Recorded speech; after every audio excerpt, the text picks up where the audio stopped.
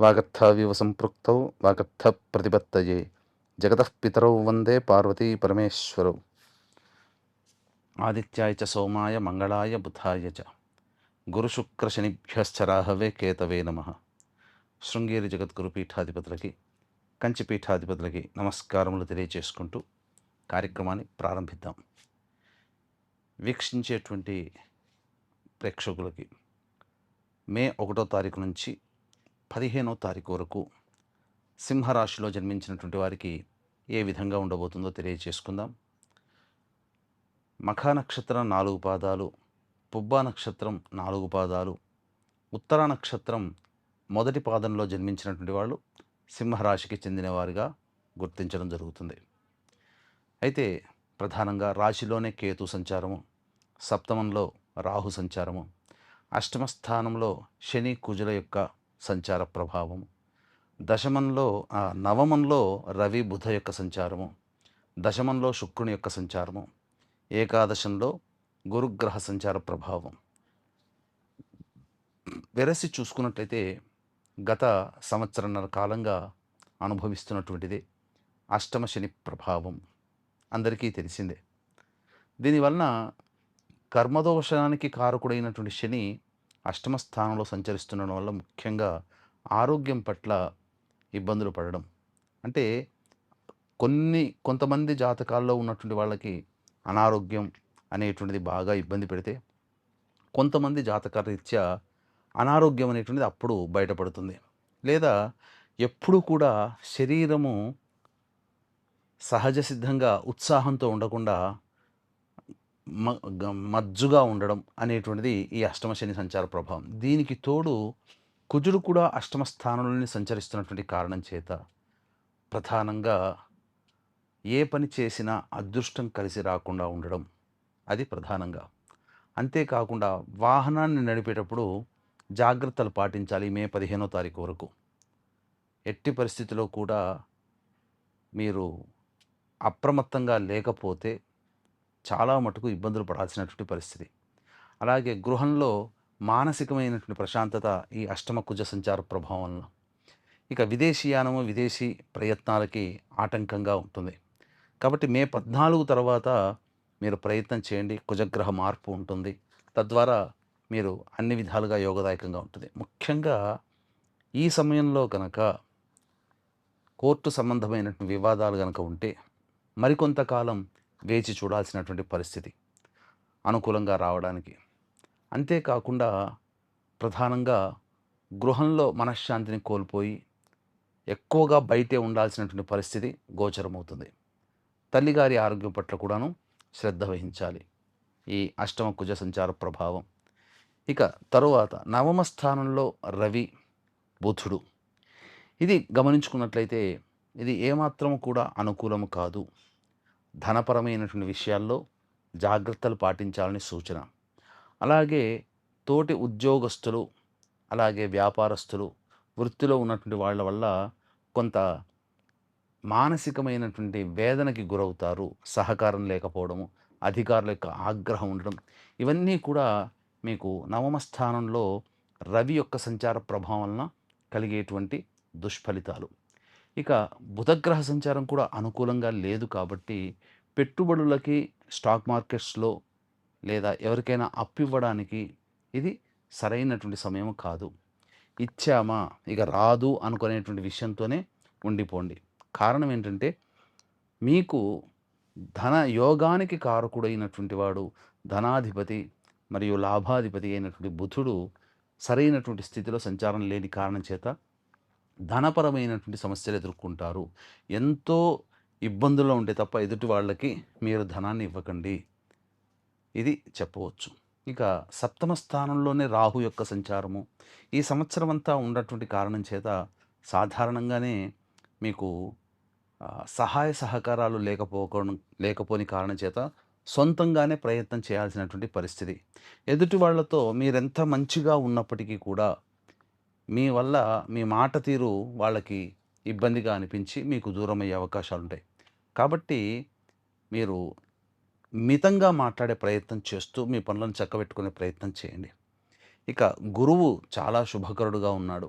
అన్ని విధాలుగా యోగదాయకం. అంటే ఇక్కడ ధనాధిపతి, లాభాధిపతి సరైన సంచారం లేని కారణం చేత డబ్బులు అప్పుగా ఇవ్వద్దు ఎవరికీ, లేదా చేయబదులుగా ఇవ్వకండి అని అన్నాం. కానీ ధనాదాయానికి మాత్రం లోటుండదు. ధనాదాయం చాలా చక్కగానే ఉంటుంది. కాబట్టి అన్ని విధాలుగా యోగదాయకంగా ఉంటుంది. ముఖ్యంగా విద్యార్థులకి అన్ని విధాలుగా మంచి స్థితిగతులు ఉంటాయి. ఆశించిన మేర ఉత్తీర్ణత శాతం ఉంటుంది. కష్టపడినందుకు చక్కటి ఫలితం అనేటువంటిది లభిస్తుంది. ఇక వివాహం కావలసినటువంటి అబ్బాయిలకి, అమ్మాయిలకి ప్రయత్నం చేస్తే కొంత ఆశావహ దృక్పథం అనేటువంటిది ఉండబోతుంది. ఇక ఉద్యోగ సంబంధమైనటువంటి విషయాల్లో నిరుద్యోగస్తులు ఈసారి కన్నా కాస్త సమయం, ఇక మిగిలిన 15వ తారీఖు తర్వాత ప్రయత్నం చేయండి. గ్రహాలు అనుకూలంగా ఉండబోతున్నాయి. మార్పు జరుగుతుంది. ఈ యొక్క మే చివరిని వారంలో మీరు ఏదైనా కానీ ఉద్యోగంలో స్థిరపడే అవకాశాలు గోచరమవుతున్నాయి. తర్వాత అన్ని విధాలుగా బాగుంటుంది. సంతానం కానిటువంటి వ్యక్తులకి సంతానము లభించి తీరుతుంది. ఇక దశమ శుక్ర ప్రభావం మాత్రం అనుకూలము లేదు. స్త్రీలతో వ్యవహరించేటప్పుడు జాగ్రత్తలు పాటించండి. ముఖ్యంగా విలువైన వస్తువులు, ఆభరణాలు కోల్పోయే అవకాశం ఉంటుంది. తర్వాత ఒక్క గురుగ్రహము తప్ప మిగతా ఏ గ్రహాలు కూడా అనుకూలంగా లేవు. దైవానుగ్రహం తప్పనిసరి. మానవ ప్రయత్నము 100 చేస్తే దైవానుగ్రహం 100కి 100% మీకు ఉండాలి. మానవ ప్రయత్నం 100% కష్టపడితే 60% మాత్రమే రిజల్ట్స్ వచ్చే అవకాశం. దైవానుగ్రహం ఇప్పుడున్నటువంటి గ్రహాల యొక్క స్థితిగతులు. ఇంకొంచెం మీరు దైవానుగ్రహాన్ని పొందితే ఆ 40% కూడా మీరు ఎక్కువగా దైవానుగ్రహాన్ని పొందే ప్రయత్నం చేస్తే తప్పకుండా అన్ని విషయాల్లో వచ్చేటువంటి సమస్యల నుంచి బయటపడే అవకాశాలు గోచరమవుతాయి. అంతేకాకుండా మిమ్మల్ని మీరు నమ్ముకున్న ఇష్టదైవము, మీ కులదైవము సదా మిమ్మల్ని కాపాడి మీకున్నటువంటి సమస్యల నుంచి బయటపడాలని మనస్ఫూర్తిగా కోరుకుంటున్నాను. కాబట్టి ఇక్కడ ప్రధానంగా దైవానుగ్రహం తప్పనిసరి అన్నాం. రేపు వైశాఖ పౌర్ణమి.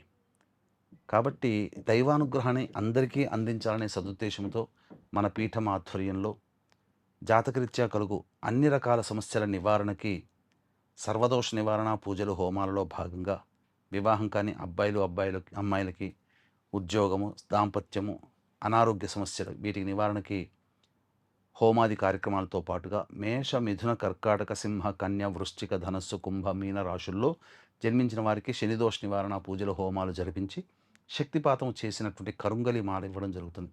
అవకాశం ఉన్నటువంటి వాళ్ళు మే 1వ తారీఖు సాయంకాలం 5 గంటల లోపల మీ గోత్రనామాదులు నమోదు చేసుకునే ప్రయత్నం చేయండి.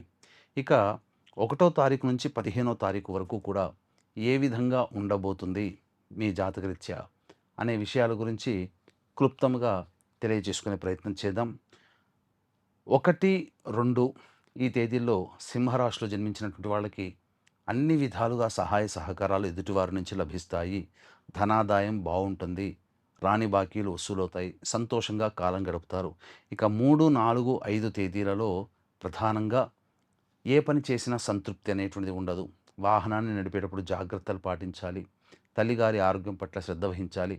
గృహోపకరణాలకి, గృహ మరమ్మతులకి ఖర్చులు అధికంగా అయ్యే అవకాశం ఉంటుంది. కాబట్టి జాగ్రత్త పాటించండి. సంతోషాన్ని పొందలేకపోతారు. కష్టాలు ఉంటాయి చేసే ప్రతి పనిలో. ఇక 6, 7 తారీఖుల్లో మీ ఆరోగ్యం పట్ల శ్రద్ధ వహించాలి. వృధా కాలయాపన జరుగుతుంది. బంధుమిత్రులతో కలహాలు వచ్చే అవకాశాలు గోచరమవుతున్నాయి. 8, 9, 10, 11, 12 ఈ తేదీలలో అన్ని విధాలుగా ఎదుటి వాళ్ళ నుంచి సహాయ సహకారాలు పొందడం, చక్కగా ఖర్చుకు మించిన ఆదాయం లభించడం, అన్ని విధాలుగా సుఖ సంతోషాదులతో జీవనం గడపడం, విందులు వినోదాల్లో పాల్గొంటారు. అన్ని సమస్యల్ని పరిష్కరించుకునే మార్గాలు మీకు సుగమమైపోతాయని చెప్పవచ్చు. ఇక 13, 14 ఈ తేదీలలో మీ ఆరోగ్యం పట్ల శ్రద్ధ వహించాల్సినటువంటి పరిస్థితి. ముఖ్యంగా మానసికమైనటువంటి అశాంతి ఉంటుంది. కలహాలు ఉంటాయి. అదృష్టం కొన్ని అవకాశాలు దగ్గర దాకా వచ్చి వెనక్కి వెళ్ళిపోతాయి. ఈ రోజుల్లో ఖర్చులు అధికంగా ఉంటాయి. 15వ తారీఖు మాత్రం ప్రధానంగా సంతానం మూలకంగా ఖర్చులు, సమస్యలు ఉంటాయి. అలాగే సంతానంతో విభేదాలు అనేటువంటివి ఏర్పడతాయి. కాబట్టి జాగ్రత్తలు పాటించండి. కష్టములు అనేటువంటివి ఉంటాయి. ఖర్చులు కూడా అధికంగా ఉంటాయని చెప్పవచ్చు. తర్వాత మీకు చెప్పొచ్చేది ఏంటంటే దైవానుగ్రహం తప్పనిసరి. మీ యొక్క కులదైవము, ఇష్టదైవము మిమ్మల్ని సదా రక్షించి సమస్యల నుంచి బయటపడాలి అని మనస్ఫూర్తిగా కోరుకుంటూ సర్వం శ్రీ ఉమామహేశ్వర పరబ్రహ్మార్పణమస్తు.